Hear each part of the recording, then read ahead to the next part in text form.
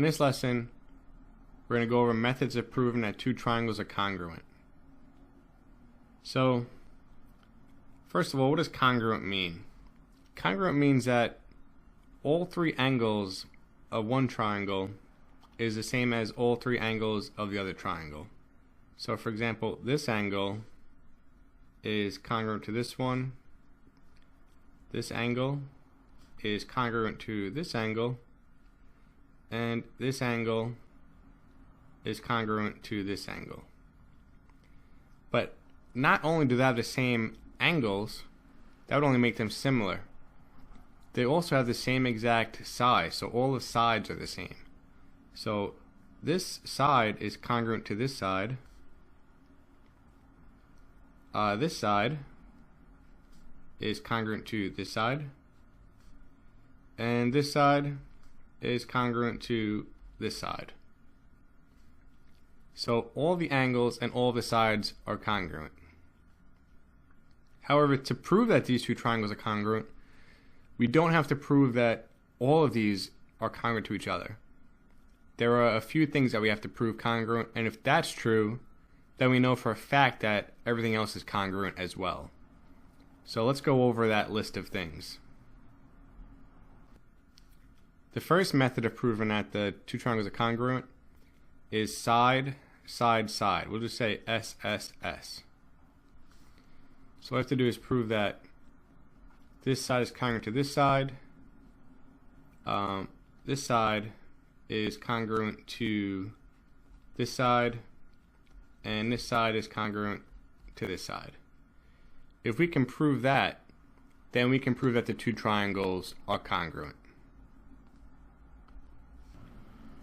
The next method is to use side, angle, side. Okay, what's very important is that this angle here is written between the two sides. It's because in our diagram, the angle is going to be in between the two sides as well. So we have, for example, this side is congruent to this side, and this side is congruent to this side, and also look at the angle between these sides. That would be this angle, and the angle between these sides as well. So we have side, angle, side, side, angle, side. The next method is similar to side, angle, side. It's angle, side, angle. And just like this angle in side, angle, side, it had to be between the two sides, this side has to be between the two angles.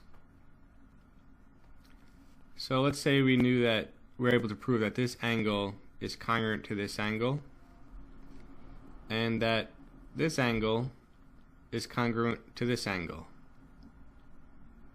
The side we would need has to be between these two, so it would be this side and this side, because we have the two angles. This is the side between them, and here we have the two angles, and this is the side between them. So if we could prove angle, side, angle, or that this pair of angles and this pair of sides and this pair of angles are congruent, then we can prove that we have enough information to know that these two triangles are entirely congruent to each other.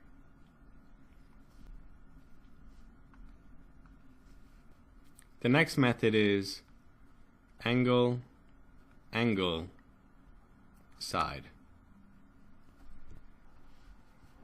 So for example, let's say we could prove that this angle is congruent to this angle, and this angle is congruent to this angle. So it's angle, angle, side, meaning the side is not between the two angles. So we're not going to use this side. It goes angle, angle, and then we could do side. Angle, angle, side. So we could use these two sides along with these two angles to prove these two triangles are congruent. Also, we could do angle, angle, side. Use this bigger side. This also is not between the two angles. So again, we have angle, angle, side. You cannot use A, S, S, angle, side, side, or side, side, angle. If you use this method, you're going to be a donkey. Okay, you cannot use angle, side, side, or side, side, angle to prove two triangles are congruent. It doesn't work. So we're going to put a big red X over this. Do not use that. It is not correct. There is, however, another method, and it's called hypotenuse leg. Okay, it's called hypotenuse leg for a specific reason. It's only used in right triangles.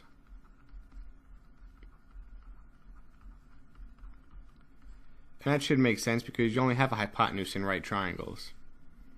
So if we knew that these were right triangles, if we knew that these were right angles, we could use hypotenuse leg.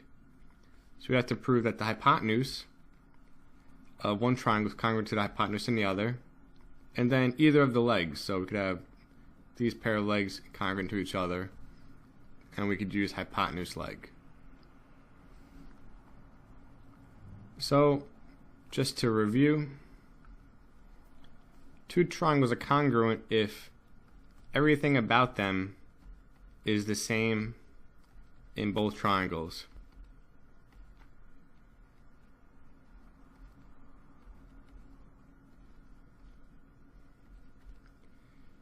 But to prove that everything is the same, or to prove that they're both congruent, we don't have to individually prove each exact side or each angle.